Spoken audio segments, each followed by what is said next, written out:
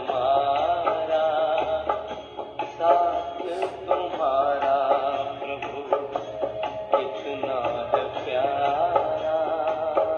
साथ तुम्हारा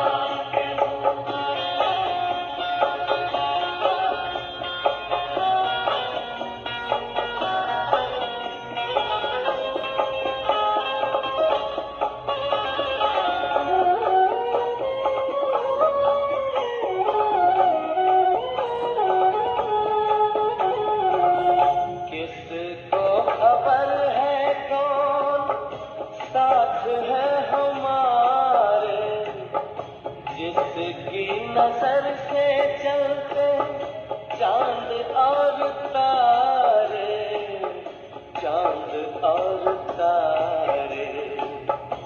कितनी ही बार तुम पार उतारा, साथ तुम्हारा प्रभु कितना है प्यारा। साथ तुम्हारा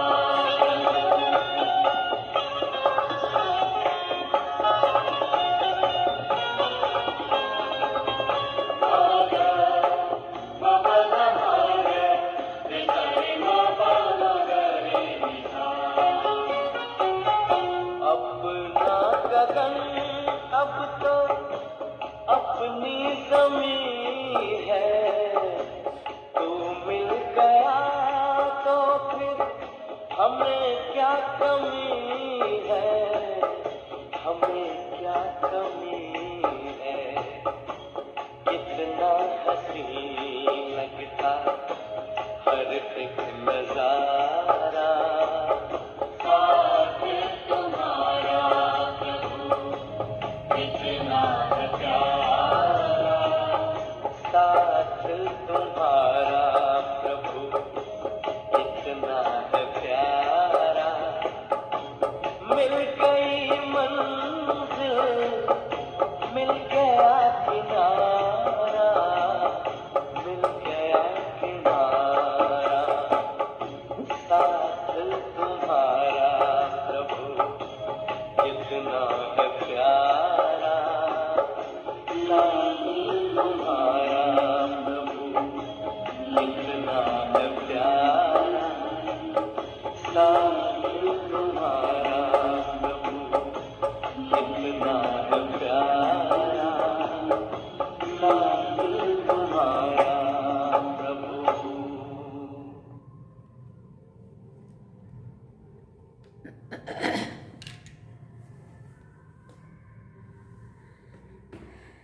ओम शांति। गुड मॉर्निंग बाबा। आज बाबा के 14 दिसंबर 2024 के महावाक्य हैं। बाबा ने सार में कहा, मीठे बच्चे, तुम्हारे पास मन मना भव और मध्याजी भव के तीक्ष्ण बाण हैं। इन्हीं बाणों से तुम माया पर विजय प्राप्त कर सकते हो। बाबा ने प्रश्न पूछा, बच्चों को बाप की मदद किस आधार पर मिलती है? बच्चे बाप का शुक्रिया किस रूप से मानते हैं? तो बाबा ने उत्तर में कहा, जो बच्चे जितना बाप को प्यार से याद करते उतना बाप की मदद मिलती है। प्यार से बातें करो, अपना कनेक्शन ठीक रखो, श्रीमत पर चलते रहो तो बाप मदद करता रहेगा। बच्चे बाप की शुक्रिया मानते, बाबा आप परम धाम से आकर हमें पतित से पावन बनाते हो। आपसे हमें कितना सुख मिलता है। प्यार में आंसू भी आ जाते हैं। जब बाबा के साथ ऐसे रू रिहान करते हैं तो बाबा के प्यार में आंसू भी आ जाते हैं। ओम शांति। बच्चों को सबसे प्रिय है माँ और बाप और माँ बाप को फिर बच्चे हैं बहुत प्रिय। अब बाप जिसको त्वमेव माताश्च पिता त्वमेव कहते हैं, लौकिक माँ बाप को तो कोई ऐसे कह ना सके। ये महिमा है ज़रूर, परंतु किसकी है ये कोई नहीं जानते हैं। अगर जाने तो वहाँ चला जाए और बहुतों को ले जाए। परंतु ड्रामा की भावी ही ऐसी है। जब ड्रामा पूरा होता है तब ही आते हैं। आगे मूवी नाटक होते थे। जब नाटक पूरा होता था तो सभी एक्टर्स स्टेज पर खड़े हो जाते थे। ये भी बेहद का बड़ा नाटक है। ये भी सारा बच्चों की बुद्धि में आना चाहिए। सतयुग, त्रेता, द्वापर, कलयुग, ये सारी सृष्टि का चक्र है। ऐसे नहीं कि मूल वतन सूक्ष्म वतन में चक्र फिरता है। सृष्टि का चक्र तो यहाँ ही फिरता है। गाया भी जाता है, एक ओंकार सतनाम करता पुरख, डैश डैश, ये हमारी महिमा है ना गुरु ग्रंथ साहब की। ये महिमा किसकी है? भले ग्रंथ में भी सिख लोग महिमा करते हैं। गुरु नानक वाच, जब एक ओंकार, ये तो उस एक निराकार परमात्मा की ही महिमा है, परंतु ये लोग परमात्मा की महिमा को भूलकर गुरु नानक की महिमा करने लगते हैं। गुरु नानक देव जी ने एक ओंकार सचखंड बसे निराकार परमात्मा शिव बाबा के लिए कहा, और फिर उनके धर्म के जो लोग हैं सिख लोग, वो उनकी महिमा समझते हैं।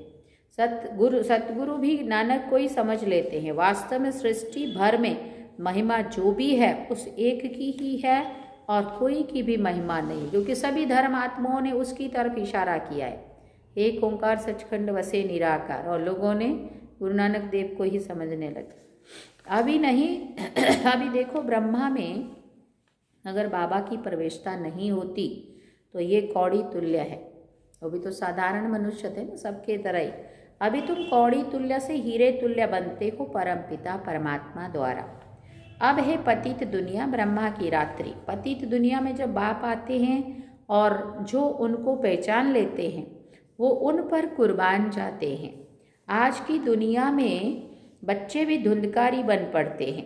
देवताएं कितने अच्छे थे, अभी वो पुनर्जन्म लेते लेते तमो प्रधान बन गए हैं। सन्यासी भी पहले बहुत अच्छे थे, पवित्र थे, भारत को मदद देते थे। भारत में अगर पवित्रता ना हो तो काम चित्ता पर जल जाए। सतयुग में काम कटारी होती नहीं है। इस कलयुग में सब काम चित्ता के कांटों पर बैठे हुए हैं।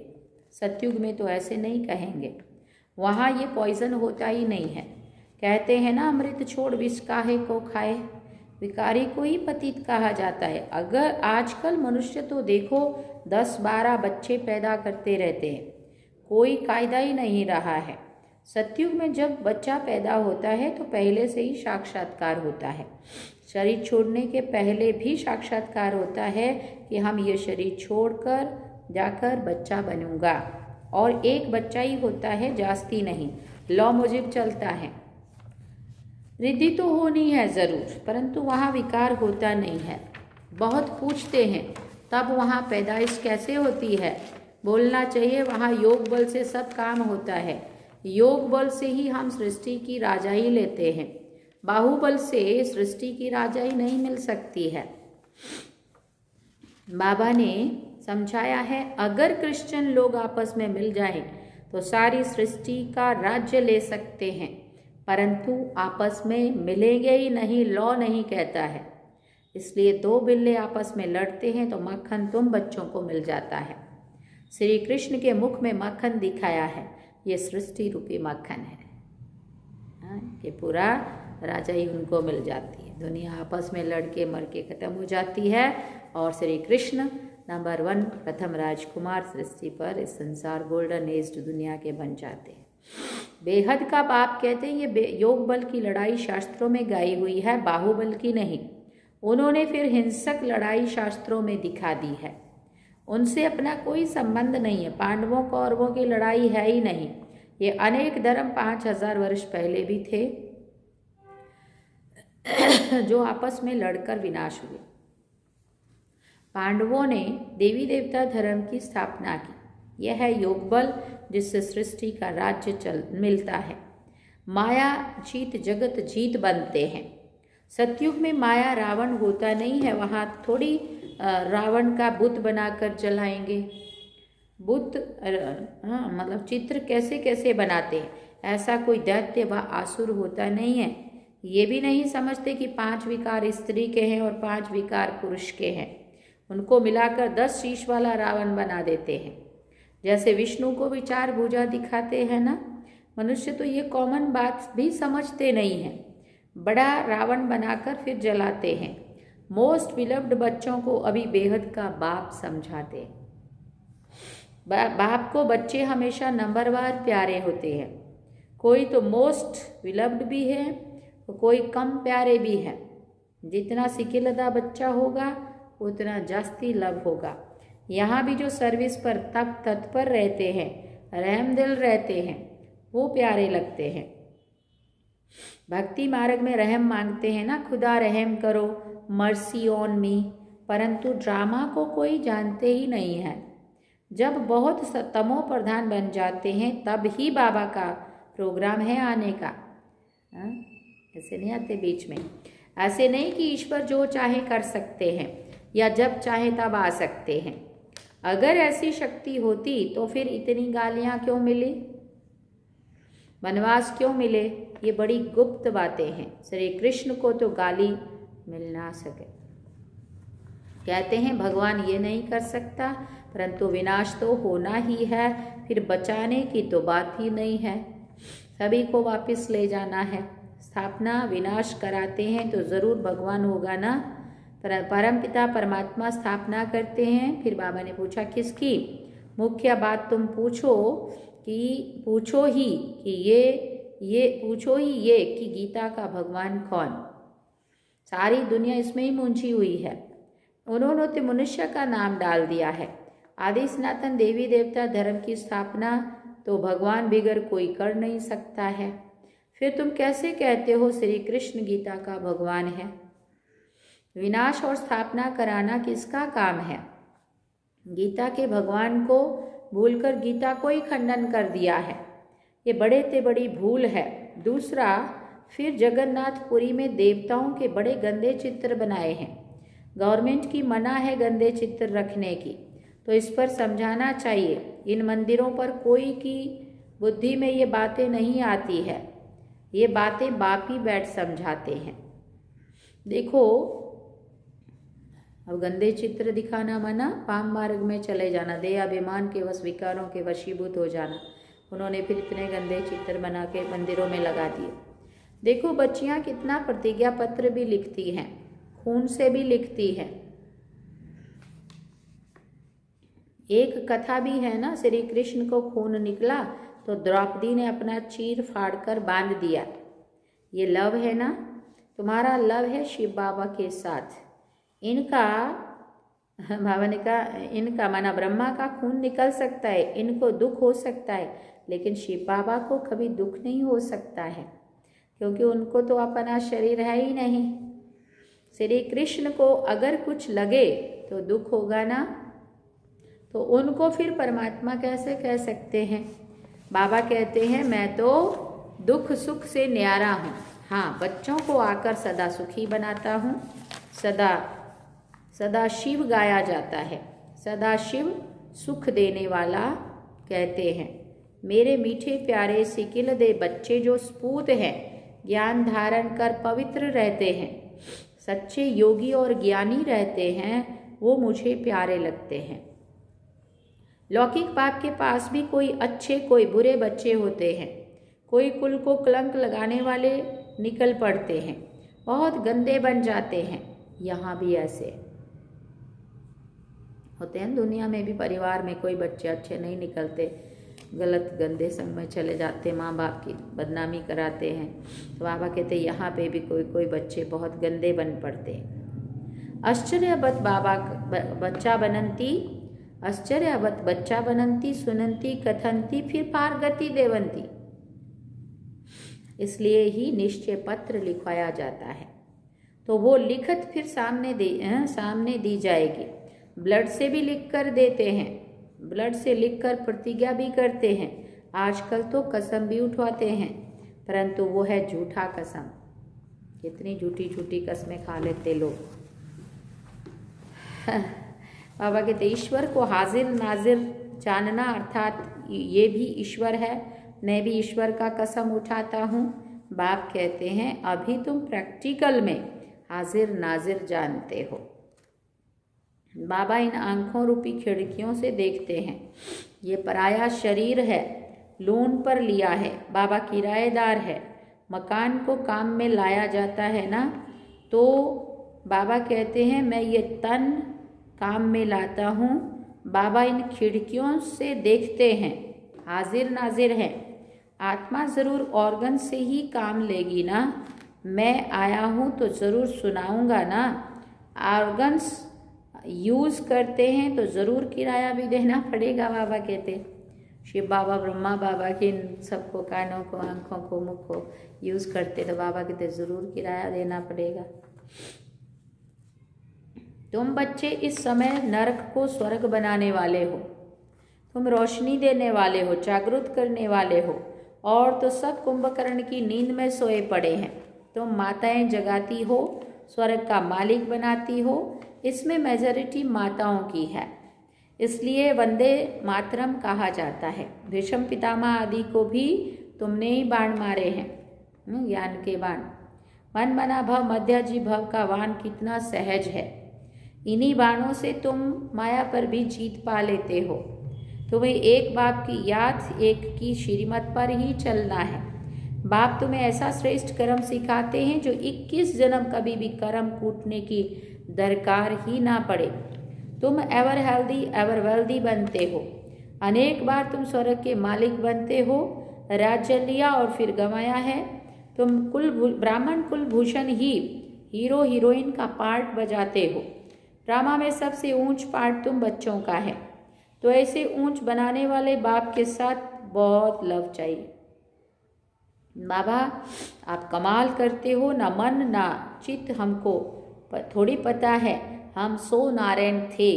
बाबा कहते हैं तुम सो नारायण अथवा सो लक्ष्मी देवी देवता थे, फिर पुनर्जन्म लेते लेते आसुर बन गए हो। अभी फिर पुरुषार्थ कर वर्षा पाओ। जितना जो पुरुषार्थ करते हैं साक्षात्कार होता रहता है। राजयोग एक बाप ने ही सिखाया था। सच्चा सच्चा सहज राजयोग तो तुम अभी सिखा सकते हो। तुम्हारा फर्ज है बाप का परिचय सबको देना। सभी निधन के बन पड़े हैं। ये बातें भी कल्प पहले वाले कोटों में कोई ही समझेंगे। बाबा ने समझाया है सारी दुनिया में महान मूर्ख देखना हो तो भी यहाँ देखो। बाप जिनसे 21 जन्म का वर्षा मिलता उनको भी पारगति दे देते हैं। ये भी ड्रामा में नोंद है। अभी तुम स्वयं ईश्वर की औलाद हो, फिर देवता, क्षत्रिय, वैश्य, शूद्र की औलाद बनेंगे। अभी आसुरी औलाद से ईश्वरीय संतान बने हो। बाप परम धाम से आकर पतित से पावन बनाते हैं तो कितना शुक्रिया मानना चाहिए। मानना चाहिए ना। भक्ति मार्ग में भी शुक्रिया करते रहते हैं, दुख में थोड़ी शुक्रिया मानेंगे। अभी तुमको कितना सुख मिलता है तो बहुत लव होना चाहिए। हम बाप से प्यार से बातें करेंगे तो क्यों नहीं सुनेंगे। कनेक्शन है ना। रात को उठकर बाबा से बातें करनी चाहिए। बाबा अपना अनुभव बतलाते रहते हैं। मैं बहुत याद करता हूँ। बाबा की याद में आंसू भी आ जाते हैं। हम क्या थे, बाबा ने क्या बना दिया है। तत्त्वम तुम भी वो बनते हो। योग में रहने वालों को बाबा की मदद भी देते हैं। आपे ही आँख खुल जाएगी, खटिया हिल जाएगी। बाबा बहुतों को उठाते हैं। बेहद का बाप कितना रहम करते हैं। तुम यहाँ क्यों आए हो? कहते हो बाबा भविष्य में श्री नारायण को वरने की शिक्षा पाने के लिए आए हैं, अथवा लक्ष्मी को वरने के लिए इम्तहान पास कर रहे हो। कितना वंडरफुल स्कूल है ना, कितनी वंडरफुल बातें हैं। बड़े से बड़ी यूनिवर्सिटी है, परंतु गॉडली यूनिवर्सिटी नाम रखने नहीं देते हैं। एक दिन ज़रूर मानेंगे, आते रहेंगे, कहेंगे बरोबर कितनी बड़ी यूनिवर्सिटी है। बाबा तो अपने नैनों पर बिठाकर तुमको पढ़ाते हैं। कहते हैं तुमको स्वर्ग में पहुंचा दूंगा। तो ऐसे बाबा से कितनी बातें करनी चाहिए। फिर बाबा बहुत मदद करेंगे। जिनके गले घुटे हुए हैं उनका ताला खोल देंगे। रात को याद करने से बहुत मज़ा आएगा। बाबा अपना अनुभव भी बतलाते हैं। मैं कैसी बातें करता हूँ अमृत वेले। बाप बच्चों को समझाते हैं खबरदार रहना, कुल को कलंकित नहीं करना। 5 विकार दान में दे फिर वापस नहीं लेना। अच्छा मीठे मीठे सिकिल दे बच्चों प्रति माता पिता बाप दादा का याद प्यार और गुड मॉर्निंग। रूहानी बाप की रूहानी बच्चों को नमस्ते। हम रूहानी बच्चों की रूहानी माता पिता बाप दादा को दिल व जान से एक बार प्रेम से याद प्यार गुड मॉर्निंग नमस्ते। थैंक यू बाबा, शुक्रिया बाबा। अब धारणा के लिए मुख्य सार है। पहला पॉइंट, बाप का प्रिय बनने के लिए रहम दिल बन सर्विस पर तत्पर रहना है। स्फूर्त आज्ञाकारी बन सच्चा योगी व ज्ञानी बनना है। दूसरा पॉइंट, अमृत वेले उठ बाप से बहुत मीठी मीठी बातें करनी है। बाप का शुक्रिया मानना है। बाप की मदद का अनुभव करने के लिए मोस्ट विलव्ड बाप को बड़े प्यार से याद करना है। वरदान में बाबा ने कहा, सदा उमंग उत्साह में रहे मन से खुशी के गीत गाने वाले अविनाशी खुश नसीब भव। सदा उमंग उत्साह में रहे मन से खुशी के गीत गाने वाले अविनाशी खुश नसीब भव।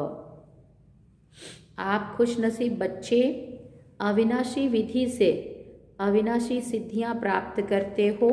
आपके मन से सदा वाह वाह की खुशी के गीत बजते रहते हैं। वाह बाबा, वाह तकदीर, वाह मीठा परिवार, वाह श्रेष्ठ संगम युग का सुहावना समय। हर कर्म वाह वाह है, इसलिए आप अविनाशी खुश नसीब हो। आपके मन में कभी वाय आय नहीं आ सकता। वाय की बजाय वाह वाह और आय की बजाय बाबा बाबा बाबा बाबा शब्द ही आता है। ना वाय ना आय। वाय माना क्या क्यों और आय माना मैं, तो ना मैं आएगा ना क्या क्यों के प्रश्नों में जाएंगे। वाय वाय की बजाय वाह वाह होगा और आय की बजाय मैं की बजाय बाबा बाबा शब्द ही आता है। स्लोगन में बाबा ने कहा, जो संकल्प करते हो उसे अविनाशी गवर्नमेंट की स्टैंप लगा दो तो अटल रहेंगे। जो संकल्प करते हो उसे क्या करो, अविनाशी गवर्नमेंट की स्टैंप लगा दो तो अटल रहेंगे। अच्छा, ओम शांति। सार में बाबा ने कहा, मीठे बच्चे तुम्हारे पास मन मना भाव और मध्याजी भाव के तीक्ष्ण बाण हैं। इन्हीं बाणों से तुम माया पर विजय प्राप्त कर सकते हो। क्या है? तुम्हारे पास मन मना भाव और मध्याजी भाव के तीक्ष्ण बाण हैं। इन्हीं बाणों से तुम माया पर विजय प्राप्त कर सकते हो। अच्छा, ओम शांति। तो ये थे बाबा के आज के महावाक्य जो हम सभी ने सुने। अब हम चलते हैं बाबा की याद में। चलिए।